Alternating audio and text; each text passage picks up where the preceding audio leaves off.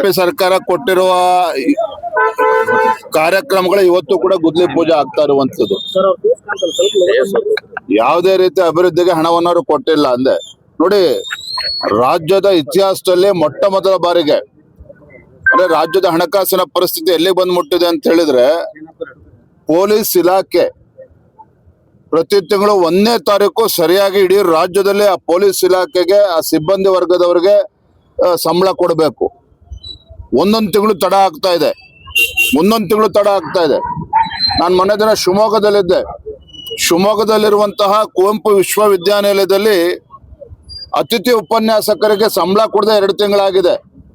ರಾಜ್ಯದ ಬೇರೆ ಬೇರೆ ವಿಶ್ವವಿದ್ಯಾನಿಲಯದಲ್ಲೂ ಕೂಡ ಇದೇ ಪರಿಸ್ಥಿತಿ ಇರುವಂತದ್ದು.